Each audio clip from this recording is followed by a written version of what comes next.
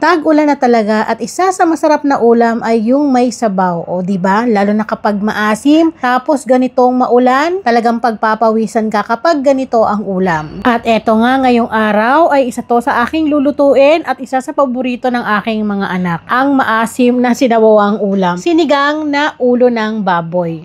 Nako, pasintabi sa mga hindi ko makain neto ah.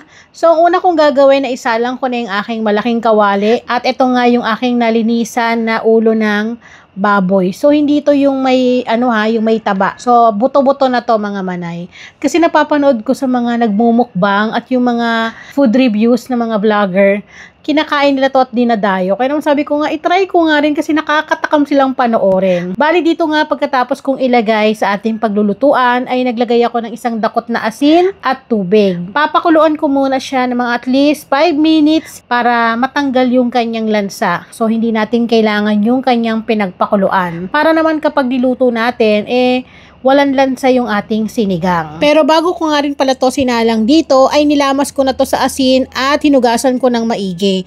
Kasi yung mga gantong parte malansa talaga. So pakuluan na natin.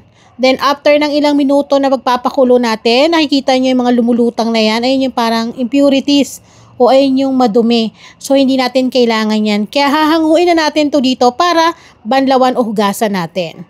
Pagkatapos natin malinisan yung ating karne, tara, mag-ready na tayo magluto. So, sinalang ko ulit yung aking pinagpakuluan kanina na lutuan. Then, nung mainit na ay naglagay ako ng mantika. Magigisa ako ng bawang at sibuyas.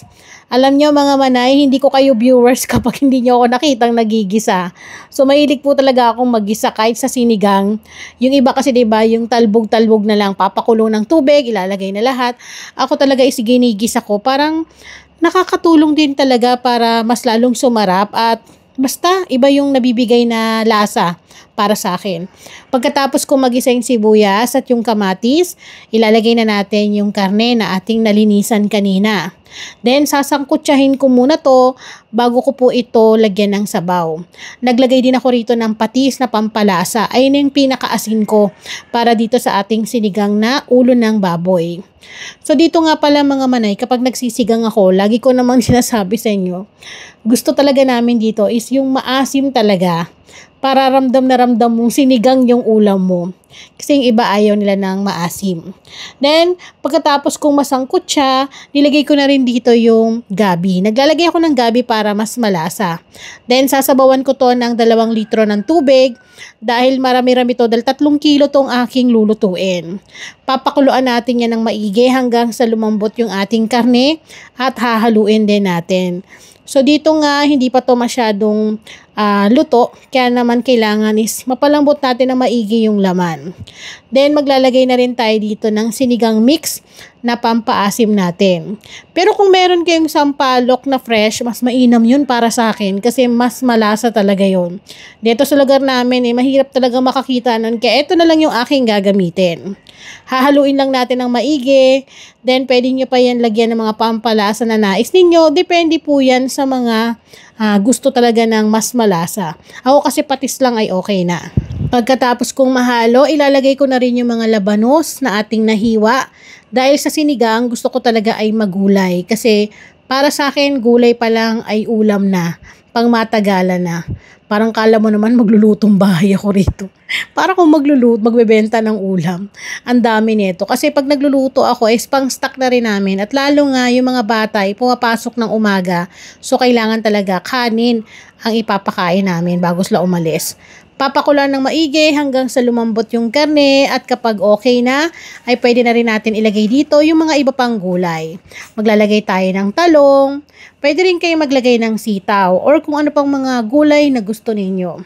Bali dito is maglalagay din ako ng okra at kangkong or minsan pechay Tagalog or yun nga, kung ano, mustasa, pwede rin. Depende yan sa kung anong gusto ninyo.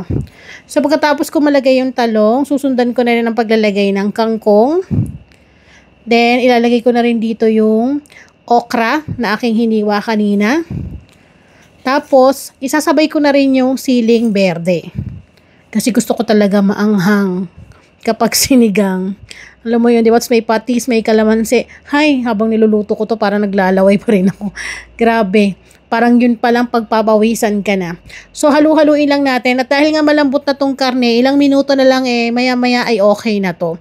Dahil yung talong at kangkong saglit lang din naman yan maluto, hindi na kailangan patagalin pa. So halu-haluin ko lamang po yan. At yung sabaw niya kung mapapansin nyo, saktong-sakto lang.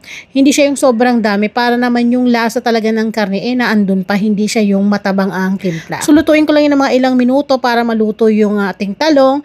Then pagkalipas noon, eto na. So okay na to. Pwede na natin ihain sa ating pamilya. So sa mga nanonood ngayon at nag-iisip ng panibagong ulam, try nyo tong ulo ng baboy mga manay. I'm sure na magugustuhan nyo kasi malaman din pala siya tsaka mas malasa at masarap talaga kapag maraming gulay ang nakalagay. Tsaka yung ganito palang karne mga manay, mas mura siya kaysa dun sa buto-buto na yun nga yung parting pork ribs kasi ang bili ko lang dito is nasa 130 lang isang kilo. So yun nga lang, bibili mo siya ng isang buo kasi buuan mo talaga siya bibilhin. So nasa 3 kilo mahigit yung isang buong ulo na yon, wala na yung maskara niya pero malaman, kaya pumapatak yung bili ko sa isang buong ulo ng baboy nasa 300 plus din, pero ang dami na kasi kung papansin nyo, pang ilang araw na namin tong ulaman, pambaon na rin ang mga bata. At eto nga, tara kain na po tayo. Syempre meron tayo ditong patis, wala akong makitang kalamansi mga manay kasi nasa kabilang bahay, tapos yung labuyo nandun din. So katalo na to kasi gutom na talaga ako. At dahil nga wala tayong labuyo, eto na lang, yung siling berde, sakto maanghang. Kaya na lang din yung pipigain ko para umanghang tong patis. Ito yung the best part ng ating video, yung kainan na. At kita nyo naman, ayan malaman talaga siya. Parte yata to ng pisngi. Kaya naman alam ko natatakam na kayo habang nanonood kayo sa akin. Kaya naman tara, kain po tayo. Sandok na rin po kayo dyan. So ayan mga manay, muli akong inyong madiskating nanay. Sana try nyo to. At alam ko marami na nakapag-try nito. At yun nga, sumisikat na rin to sa ibang lugar. Kasi alam ko binibenta to't dinadayo talaga. Tas ang bentahan is 150 isang serving ng ganitong sinigang na ulo. The best talaga para sa akin. Mas malasa siya, masarap. At kung ako ang tatanungin nyo, tingin ko lulutuin ko ulit to. Kasi una, napamura ako sa pagbili kasi mura siya kaysa dun sa mga buto-buto na binibenta. Pangalawa, mas malasa. Yun nga lang, kailangan nyo talagang pakuluan para sa akin, para mas, alam mo yun, hindi maanggo yung inyong sinigang. Pero iba-iba naman tayo ng diskarte sa pagluluto. Kaya lagi kong sinasabi na sa pagluluto ng ulam or kung anong mga pagkain na ihahain natin sa pamilya, mas the best pa rin kung ano yung nakasanayan ninyo, yun din ang sundin ninyo para sa akin. Kaya naman tara, kain po tayo. At saktong-sakto yung mga oras na to na kumakain ako neto mga manay, umuulan. So muli magkita-kita po ulit tayo. Paalam!